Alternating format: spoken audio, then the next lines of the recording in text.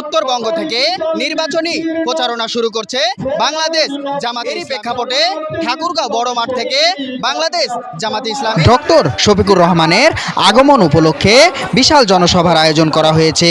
সেখান থেকে জামায়াতে ইসলামের বিশাল নির্বাচনী জনসভা অনুষ্ঠিত হয়েছে। শুক্রবার অনুষ্ঠিত এই সভায় প্রধান অতিথি হিসেবে উপস্থিত ছিলেন দলের আমির ডাক্তার শফিকুর রহমান। ডাক্তার শফিকুর রহমান বলেন, দেশের সৎ, যোগ্য ও ন্যায়পরায়ণ নেতৃত্ব প্রতিষ্ঠা এবং দুর্নীতিমুক্ত ইসলামী মূল্যবোধ ভিত্তিক সমাজ গঠনের জন্য জামায়াতে ইসলামী নির্বাচনে অংশ নিচ্ছে। দীর্ঘদিন ভোটাধিকার থেকে বঞ্চিত জনগণের অধিকার ফেরানোর সুযোগ এই বিশেষ নির্বাচন। জনসভায় কেন্দ্রীয় নেতা অধ্যাপক বেলাল উদ্দিন প্রধান সভাপতিত্ব করেন।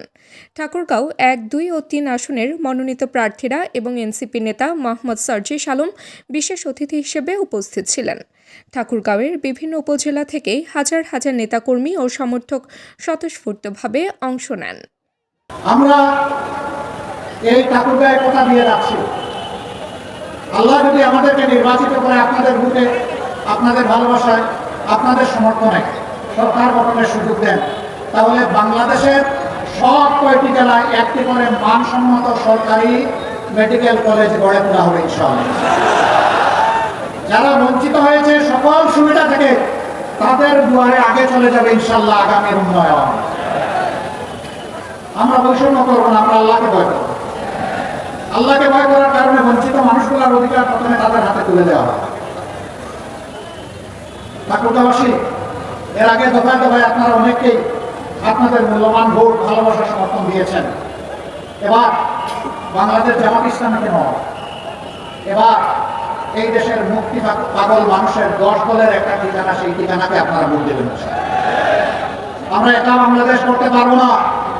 আমরা মনে করি ঐক্যবদ্ধ জাতিকে ঐক্যবদ্ধ করেই বাংলাদেশ করতে হবে ইনশাআল্লাহ। আমরা ঘোষণা করেছি, আল্লাহ আমাদেরকে কামিয়াবি দিলে, সফলতা দিলে আমরা কাউকে বাদ দিব না। আমরা সবাইকে বলবো, আসেন মিলেমিশে আমরা বাংলাদেশ গড়ে তুলি।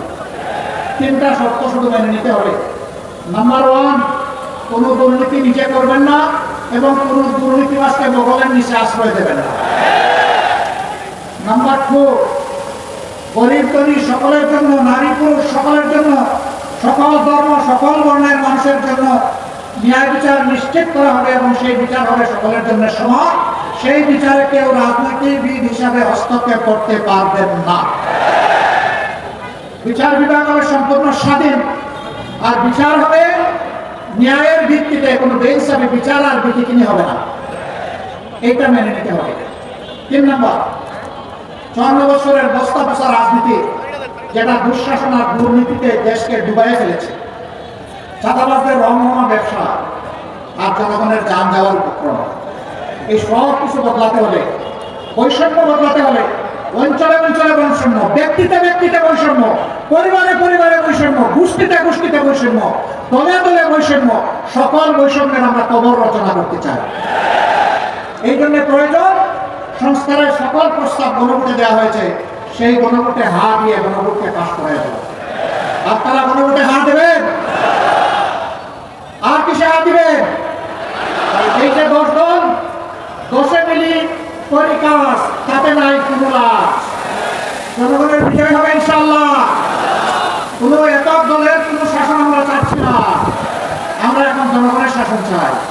আলিম ওলামা থাকবে, এদেশের দক্ষ মানুষগুলো থাকবে, দেশপ্রেমিক দলগুলো আসবে, যারা দেশকে ভালোবাসে, কোনো আধিপত্যবাদকে যারা মেনে নেবে না, তাদের সবাইকে নিয়ে আগামীর বাংলাদেশ আমরা গড়ব ইনশাআল্লাহ। মোহাম্মদ সাগর ইসলাম, ঠাকুরগাঁও। দৈনিক আজকের বাংলা .net